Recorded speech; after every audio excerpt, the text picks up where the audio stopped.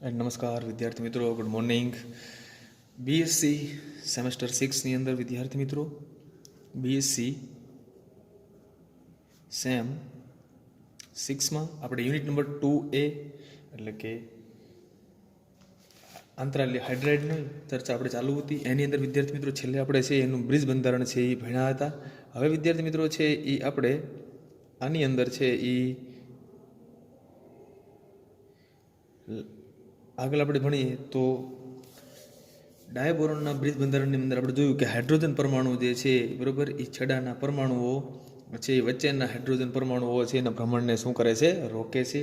આગળ એની પછીનો પોઈન્ટ તો કે ડાયબોરોનના બ્રિજ બંધારણમાં 2 હાઇડ્રોજન પરમાણુ કરતાં 4 છેડાના પરમાણુઓ જુદા પ્રકારના છે. એટલે બીજો પોઈન્ટ શું છે તો કે ડાયબોરોનના બ્રિજ બંધારણની અંદર એટલે ડાયબોરોનનું આ બ્રિજ બંધારણ છે બરાબર. તમે જોઈ શકો છો આ ડાયબોરોનનું બ્રિજ બંધારણની અંદર છેડાના 4 હાઇડ્રોજન પરમાણુ છે એ વચ્ચેના 2 બ્રિજ હાઇડ્રોજન પરમાણુ કરતાં જુદા પ્રકારના છે. એની પછીનો પોઈન્ટ છે એ તો કે કેન્દ્રીય ચુંબકીય સ્પંદન. તો કેન્દ્રીય ચુંબકીય સંસ્પંદન અને રામન વર્ણપટના અભ્યાસ પરથી કેન્દ્રીય ચુંબકીય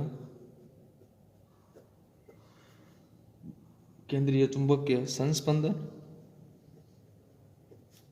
અને રામન વર્ણપટ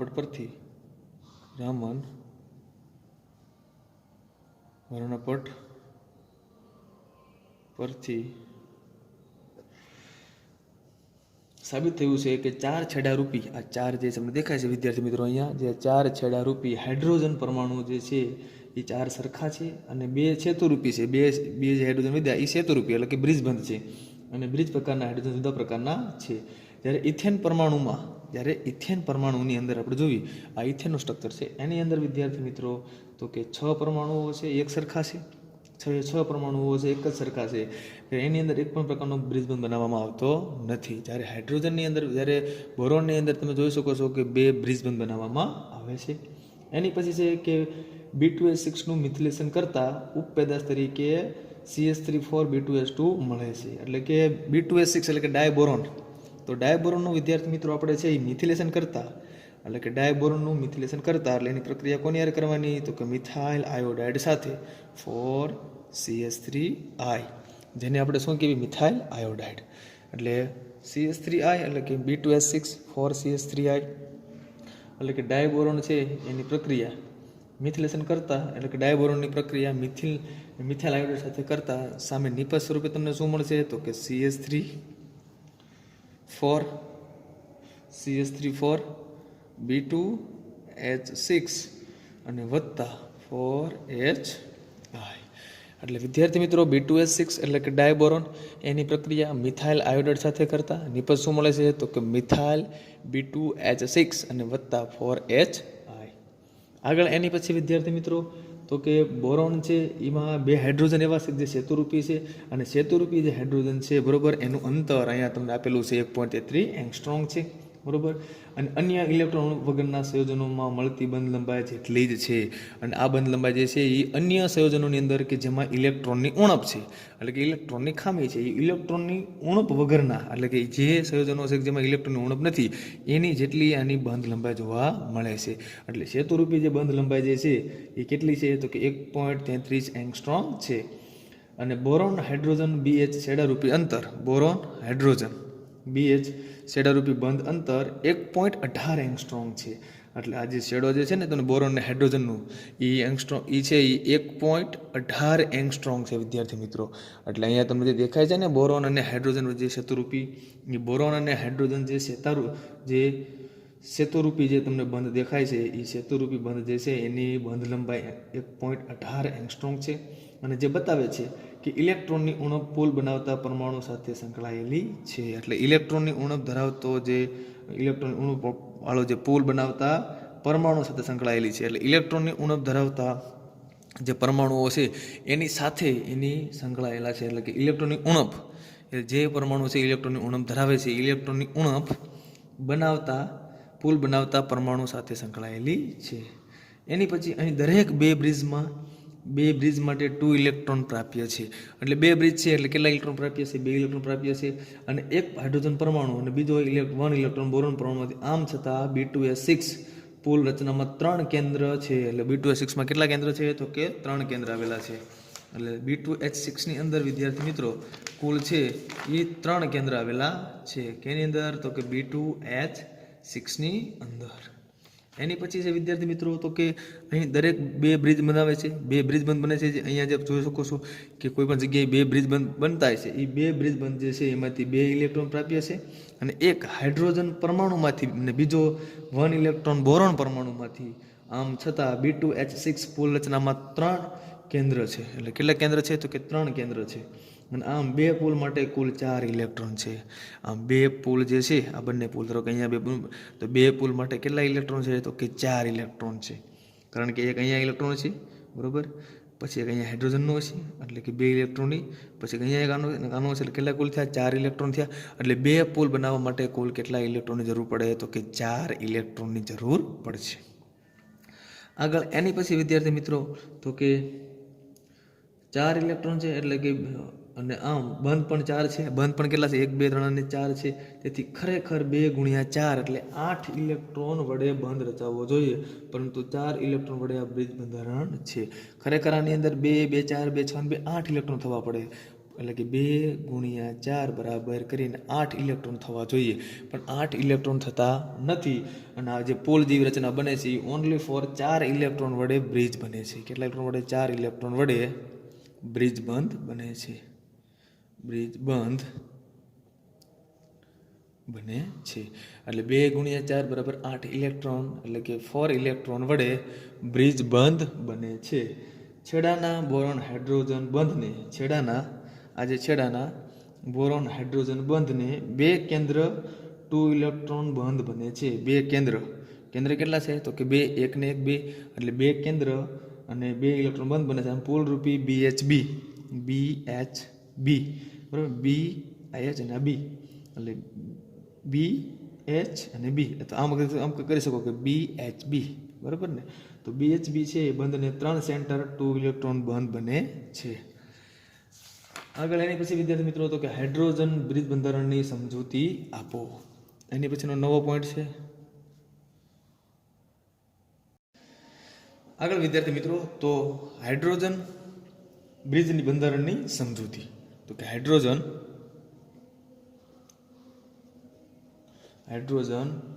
બ્રિજ બંધારણની સમજૂતી.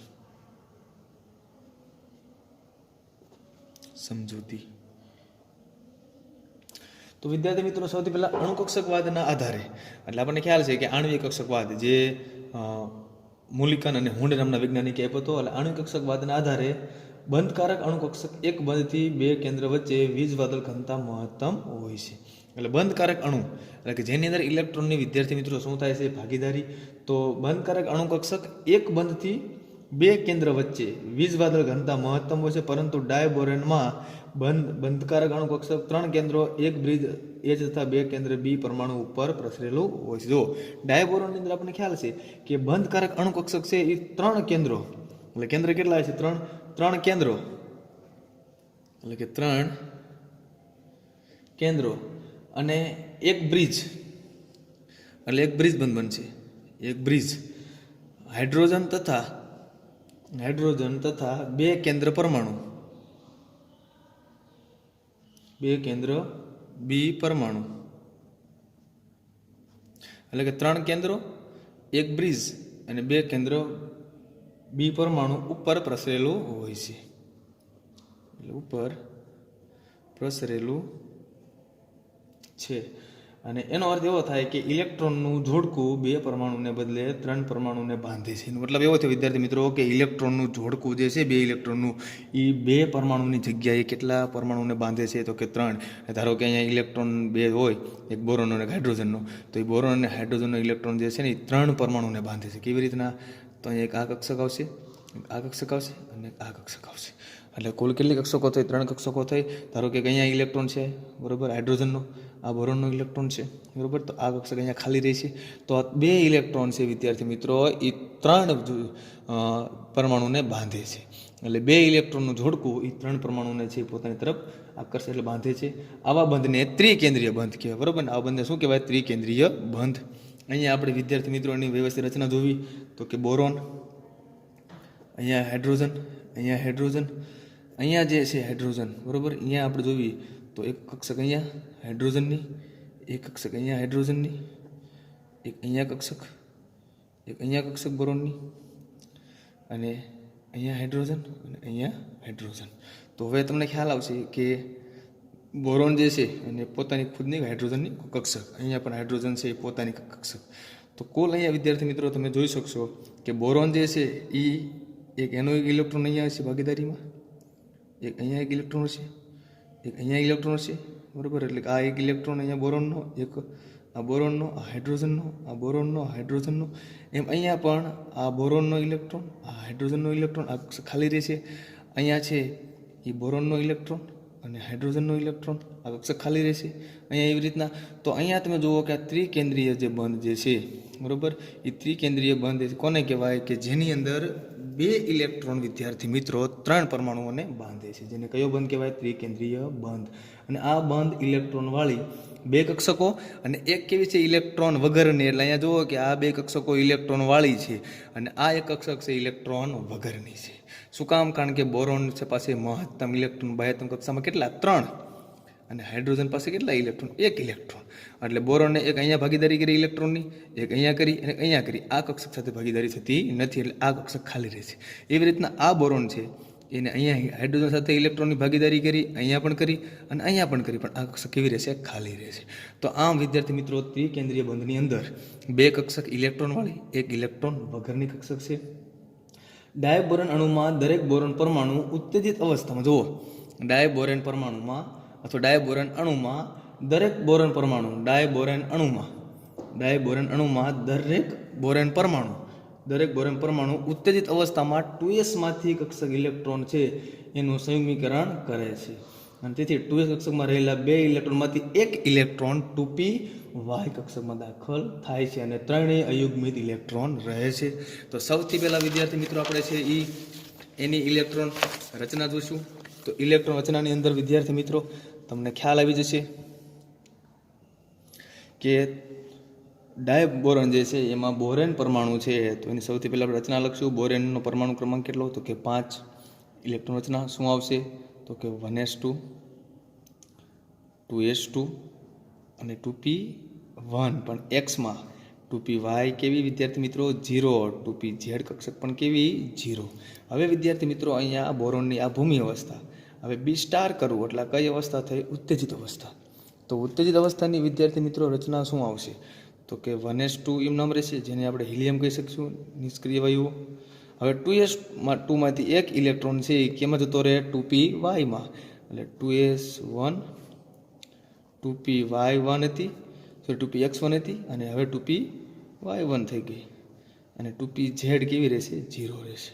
તો વિદ્યાર્થી મિત્રો અહીંયા તમે જુઓ કે બોરોનના 5 ઇલેક્ટ્રોન હતા, એમાંથી 2 હિલિયમમાં નિષ્ક્રિય વાયુઓ, એસમાંથી 1 ઇલેક્ટ્રોન ઉત્તેજિત થઈ અને કેમાં જતો રહ્યો? વાયની અંદર. એટલે 3 ઇલેક્ટ્રોન કેવા થઈ ગયા? અયુગ્મિત રહેશે. આમ ઉત્તેજિત અવસ્થામાં બોરોન પરમાણુ ઇલેક્ટ્રોન એ બંધારણ આપણે જોયું Z5.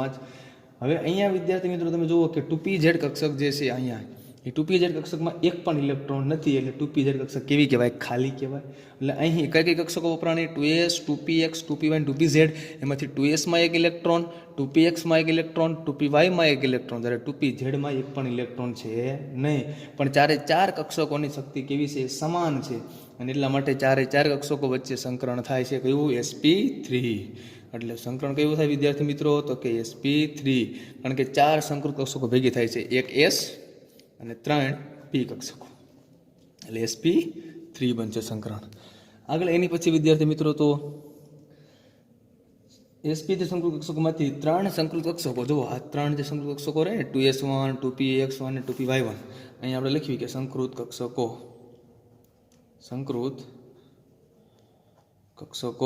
કઈ 2p, એસ સોરી પહેલાં 2s1 પછી 2px1 2py1 અને 2pz1 બરાબર. તો આ જે સંકૃત કક્ષકો રહી વિદ્યાર્થી મિત્રો એમાંથી સોરી ઝેડમાં 0 આવશે. તો આ 3 સંકૃત કક્ષકો એવી છે જેમાં અયુગ્મિત ઇલેક્ટ્રોન છે. 3માં અયુગ્મિત ઇલેક્ટ્રોન અને 2pz કેવી છે 0 છે બરાબર ને. આગળ એની પછી વિદ્યાર્થી મિત્રો ચોથી કક્ષક છે એ ખાલી રહેશે. ડાયબોરનની રચનામાં બ્રિજ હાઇડ્રોજનનો વનેસ કક્ષક દરેક બોરોન પરમાણુમાં એક એમ કુલ 2 sp3 સંકૃત કક્ષકો વચ્ચે સમમિતિ આપે છે. જો ડાયબોરોન આ ખાલી વાત છે બોરોનની, એટલે આવી નવી રચના પછી ડાયબોરોનમાં એટલે વળી પાસે અહીંયા આની આ જ વસ્તુ એટલે કેટલી થશે બોરોન 2 થશે. એમાં ડાયબોરોનની અંદર વનેસની એક કક્ષક હાઇડ્રોજનનો એટલે કે રચનામાં બ્રિજમાં હાઇડ્રોજન છે વનેસ 1 કક્ષક છે એ દરેક બોરોન સાથે એક એમ કુલ 2 sp3 સંકૃત કક્ષકો રચના કરશે. એટલે ડાયબોરોનની અંદર આપણને ખ્યાલ છે કે એક બોરોન રચના આવી, બીજા બોરોનની આવી અને દરેક બોરોન છે એ દરેક હાઇડ્રોજન સાથે એક ઇલેક્ટ્રોનની ભાગીદારી કરી અને કયું બનાવે સંકરણ તો કે sp3. અને આમ બેની વચ્ચે કયો બંધ બને ત્રિકેન્દ્રીય બંધ બને છે. અને ત્રિકેન્દ્રીય બંધ બનાવવા માટે 2 સંકૃત કક્ષકો જોવે. કેટલી જોવે તો કે 2. લખવાનું ત્રિકેન્દ્રીય બંધ બનાવવા માટે 2 સંકૃત કક્ષકો 2 ત્રિકેન્દ્રીય બંધ બનાવવા માટે 2 સંકૃત કક્ષકો જોઈએ છે. ત્રિકેન્દ્રીય બંધ બનાવવા માટે 2 સંકૃત કક્ષકો વચ્ચે અથવા 2 ત્રિકેન્દ્રીય બંધ બનાવવા માટે 2 સંકૃત કક્ષકોની જરૂર પડે છે. એટલે 2 વિદ્યાર્થી મિત્રો તમે સંકૃત કક્ષકો લ્યો ત્યારે એની અંદર શું બને ત્રિકેન્દ્રીય બંધ બને છે. આગળ એની પછી વિદ્યાર્થી મિત્રો તો તેથી બંધ કાર્બન કક્ષકમાં 3 પરમાણુ BSB અસ્થગિત બને છે. એટલે કે ત્રિકેન્દ્રીય બંધ 3 પરમાણુનું કદ પથરાયેલ ઇલેક્ટ્રોન જોડકું સમાવે છે. એટલે અહીંયા જુઓ ત્રિકેન્દ્રીય બંધનો આકાર જે બનાના જેવો ટાઈપનો હોય છે બરાબર ને. એટલે તમે જુઓ કે આ હાઇડ્રોજન બરાબર, એની હારે આ બોરોન, એની હારે આ કોણ બોરોન બરાબર ને. આવી રીતના બને છે ને આકાર. અને આ જે આકાર જે છે એ બનાના ટાઈપનો આકાર થયો. આવો આકાર જે છે બરાબર ને, બેન્ડ વળી ગયેલો આકાર થોડોક હશે. એક સેટ તમે દોરશો એટલે ખ્યાલ આવી જશે. અને આ જે આકાર જે છે એને બનાના આકાર કહેવાય, બનાના. એટલે B2S6 ડાયબોરોનનો આકાર કેવો આવશે બનાના આકાર. હવે 2 બ્રિજ Hના કેન્દ્રમાં અપાકર્ષણના આધારે બ્રિજની કક્ષકો વચ્ચે બેન્ડ થઈ એકબીજાથી દૂર થાય. જુઓ 2 બ્રિજ, આ 2 બ્રિજ છે ને, આ 2 બ્રિજની વચ્ચે 2 બ્રિજ હાઇડ્રોજનના કેન્દ્રના અપાકર્ષણને કારણે એટલે બંને બ્રિજ વચ્ચે છે હાઇડ્રોજનનું શું થાય અપાકર્ષણ થશે. અને હાઇડ્રોજનના અપાકર્ષણને કારણે એ છે બેન્ડ વળી જાય છે આકાર. એટલે કે બ્રિજ જે કક્ષકો છે વચ્ચેથી બેન્ડ વળી જાય છે અને એકબીજા શું થાય દૂર જાય છે. કારણ કે દૂર જાય તો બેની વચ્ચે શું વળે બેન્ડ વળશે. આગળ એની પછી તેથી અણુમાંના કેન્દ્રની બીજની કક્ષકો પૈકી એકની ઉપરની બાજુ અને બીજી નીચેની બાજુ સ્થાનાંતર થાય છે. એટલે એકનું ઉપરની બાજુ થાય સ્થાનાંતર, એકનું ક્યાં થાય નીચેની બાજુ સ્થાનાંતર. અને ડાયબોરોનના બાકીના 4 H પરમાણુઓ, બાકીના 4 H કયા આપણને ખ્યાલ છે ખૂણાના જે હતા 4 H, 2 અહીંયા અને 2 અહીંયા આવી રીતના હતા ને, વચ્ચે બોરોન હતા. એ જે ખૂણાના જે 4 હાઇડ્રોજન પરમાણુઓ જે છે બોરોનના, એ 2 બોરોન પરમાણુ સાથે દરેક બોરોન પરમાણુ બાકીના રહેલ 2 પરમાણુ 2 અર્ધ ભરાયેલી sp3 સંકૃત કક્ષકો હાઇડ્રોજનની વનસ કક્ષકો સાથે સંમિશ્રિત થઈ અને સિગ્મા બંધ બનાવે છે. એટલે અહીંયા તમે જુઓ બંધારણ બોરોન, આ હાઇડ્રોજન બરાબર. આ બેન્ડ વળી ગયેલો આકાર બંનેના ટાઈપનો તમને ખ્યાલ જ છે. અહીંયાથી જુઓ એટલે ખ્યાલ આવી જશે બંનેના ટાઈપનો આકાર છે બરાબર. અહીંયા બોરોન, એની સાથે હાઇડ્રોજન અને અહીંયા પણ હાઇડ્રોજન. તો અહીંયા જે આકાર બને છે એ સિગ્મા ટાઈપનો આકાર બને છે કયો આકાર બને છે? સિગ્મા ટાઈપનો આકાર બને છે. એટલે બનાના ટાઈપનો જે છે બોરોન છે, ડાયબોરોન, એ ડાયબોરોનની અંદર બોરોનના જે છેડાના હાઇડ્રોજન પરમાણુઓ જે છે એ છેડાના હાઇડ્રોજન પરમાણુઓ જે છે એ sp3 સંકૃત કક્ષકો રચાયેલી છે, પણ એ અર્ધપૂર્ણ ભરાયેલી છે. એટલે બોરોન છે એ એક એક ઇલેક્ટ્રોનની ભાગીદારી કોની હારે કરશે? હાઇડ્રોજન પરમાણુ સાથે. એટલે અહીંયા બોરોન પણ છે એક એક ઇલેક્ટ્રોનની ભાગીદારી કોની હારે કરશે? હાઇડ્રોજન પરમાણુ સાથે. અને આમ ગોઠવાય અને સમચતુષ્ફલકીય કક્ષક આ પ્રકારની બને છે. એટલે બોરોન જે છે એ હાઇડ્રોજન પરમાણુની ગોઠવાયેલી સમચતુષ્ફલક કક્ષકનો આકાર બનાવે છે. અને બીજું ત્રિકેન્દ્રીય બંધ, તો BHB, બી, અહીંયા પણ કોણ આવે? H આવશે ઉપર, નીચે પણ કોણ આવે? H. એટલે BHB. એટલે અહીંયા વિદ્યાર્થી મિત્રો શું આવશે? તો કે BHB. ત્રિકેન્દ્રીય બંધ માટે કુલ કેટલા ઇલેક્ટ્રોન જોવે? તો કે 4 ઇલેક્ટ્રોન. શું કામ? કારણ કે એક કક્ષક તો ખાલી છે અને 4 સામાન્ય સહસંયોજક બંધના 8 ઇલેક્ટ્રોન. એટલે 2, 2, 4, 2, 6 અને 2, 8 ઇલેક્ટ્રોન. કારણ કે ત્યાં 8 ઇલેક્ટ્રોન શું થાય? ભાગીદારી. કયા કયા? સહસંયોજક. અને આમ ડાયબોરોનના બંધારણની ગોઠવણી તમે કરવા જાઓ તો 4 આ ઇલેક્ટ્રોન, 8 આ, એટલે કેટલા થયા? 12 ઇલેક્ટ્રોન થશે. એટલે જે સંકૃત કક્ષક જે ખાલી 2px હતી, બરોબર ને, એ ખાલી 2px કક્ષક જે છે, બરોબર, બાકીની 2pz અને 2py. તો વિદ્યાર્થી મિત્રો અહીંયા 4 ઇલેક્ટ્રોન, 8 ઇલેક્ટ્રોન છે સિગ્મા બંધના અને 2 ત્રિકેન્દ્રીય બંધના ઇલેક્ટ્રોન, કુલ 4 ઇલેક્ટ્રોન. એટલે 4 અને 8 કેટલા થયા? 12 ઇલેક્ટ્રોન થયા. એટલે આમ ત્રિકેન્દ્રીય બંધારણ છે અહીંયા સાબિત થાય છે. આગળ નેક્સ્ટ લેક્ચરની અંદર વિદ્યાર્થી મિત્રો છે એ આપણે ડાયબોરોનના છે એ બીજા ગુણધર્મ જોશું.